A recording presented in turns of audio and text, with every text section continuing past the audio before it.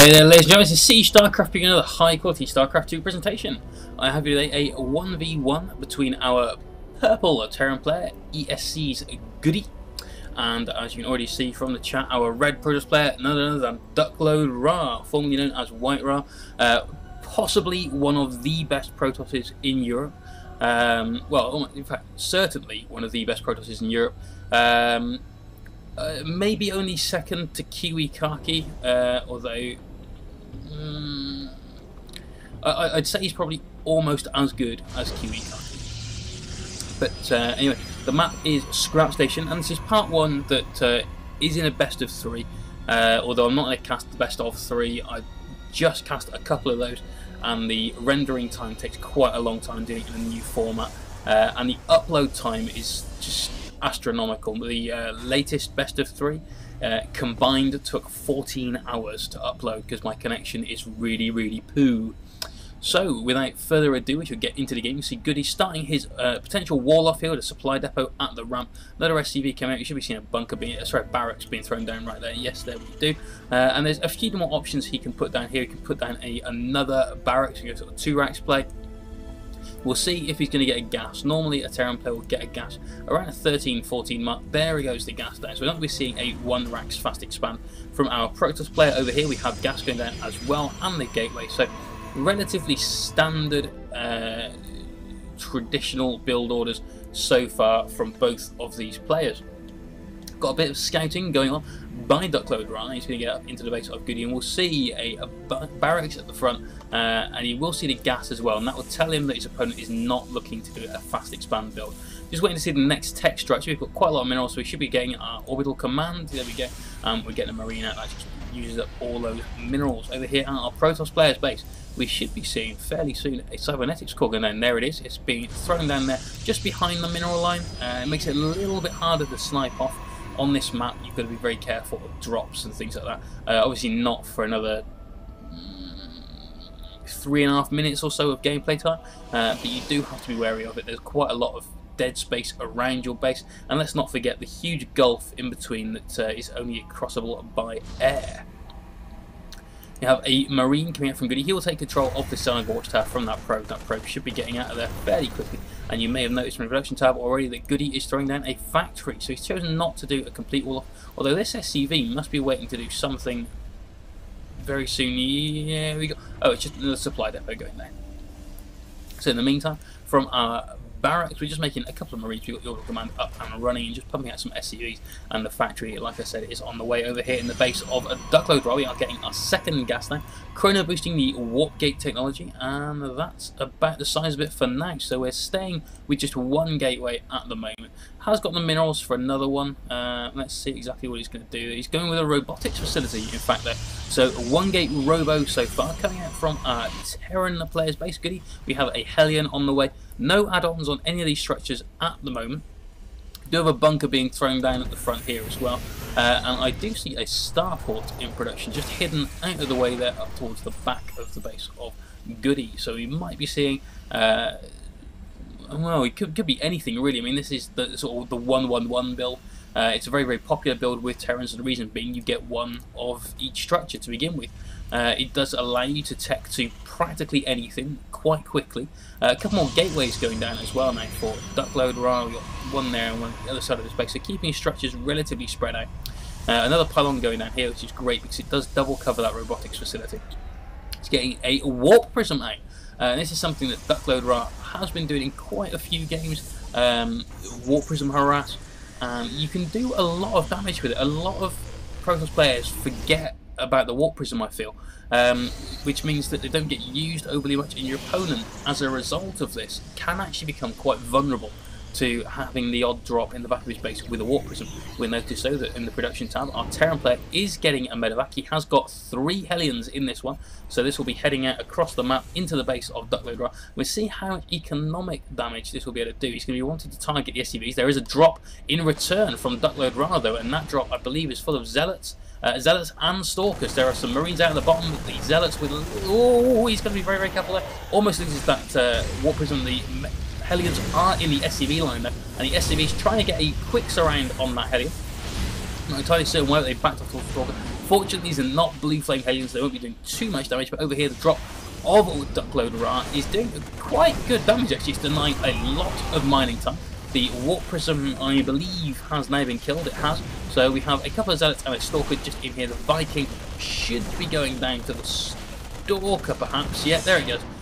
So these two guys are unfortunately going to die, but it does mean that they have taken a lot of the income. You see 40 minerals a minute there, just going up a little bit now, with WhiteRa on 800 minerals a minute at 27 harvests to 18. So even with that Hellion drop into the mineral line of WhiteRa, he did that really well, handled it very, very well indeed, in fact. And he's actually getting another Warp Prism and a Twilight Council going up now.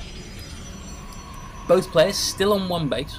It's normally around this time in a game where you want to be looking at getting another expansion, but both players feeling quite safe. They're quite happy to stay on one base at the present time. May even see this repaired. I think that's, yeah, there we go. We've got the SCV repairing both the Hellions before it repairs that medevac, and we've got a little probe coming out. So you might be seeing just a scout to see if the expansion's gone down, and another drop. This time 4 Stalkers at the back.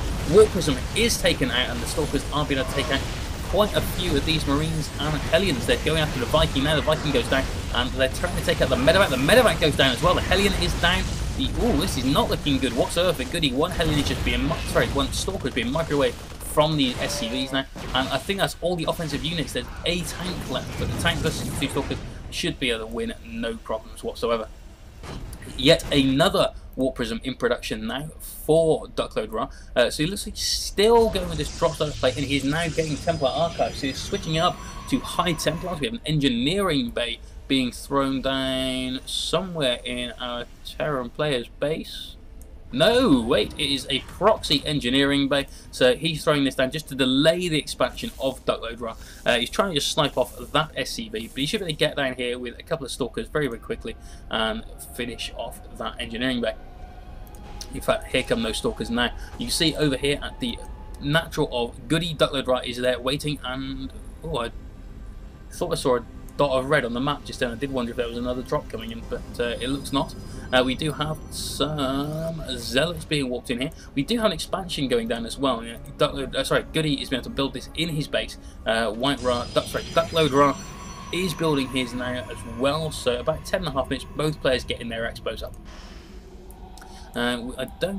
We've got Sonic Storm on the way. That is being chrono boosted out as well, and we have a couple of HTs being walked in just ready. They should have enough energy by the time Sonic Storm finishes to do a couple of storms themselves, and then Chaotrian Amulet will be researched as well. You have a small push, very small push now, just a few Stalkers coming out, probably just to look, see if there is an expansion going down, although that should have been seen already by the observer down here at WhiteRa. Let's have a quick look. Yes, he has seen the expansion being built, so he's fully aware of that. We do have a couple of missile turrets going. There's one there, one in the mineral line as well. And with those two and these Vikings, the drop play that WhiteRa has been using so far should at least be slowed. Probably won't be stopped, but should be slowed. Let's look at the income tab. We are at 35 harvesters to 27, so GoOdy is catching up slowly but surely. On the army size, we are at 65 for WhiteRa versus 45 for GoOdy. Not so good actually. A little bit of engagement at the front. The observer does get taken out. The vision from the missile turret does extend quite a long way. I believe the vision for it has a range of 9, whereas the attacks have range of 7, so it can see a lot further than it can shoot. And oh, we did have a drop there. HT's dropping at the back, turning into an Archon now as well. Let's look at the income tab, and we are 23 harvesters, so we've lost probably 5 or 6 harvesters just from that HT attack there.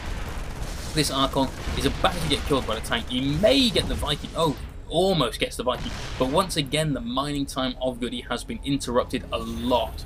So a little bit of a probing attack at the front there, just to try and do a little bit of damage and try to save that observer. Meanwhile, at the back there was that HT drop, and that was really nice to see. We have Chaotrian Amulet going down, we have +1 weapons and an Immortal, as well as a second Forge being built. You can see we've got one there. Where's the other one? It's going to be somewhere here. There's the other Forge, and another gateway. So WhiteRa is getting a few more gateways down. He's going to stay with this gateway style of play, and gateway units backed up by something solid like an Immortal to deal with things like tanks and marauders is a fairly solid army, especially if you've got enough gas to throw in a sentry or two as well, and really deny your opponent any chance to flee or position himself in such a way that it benefits him.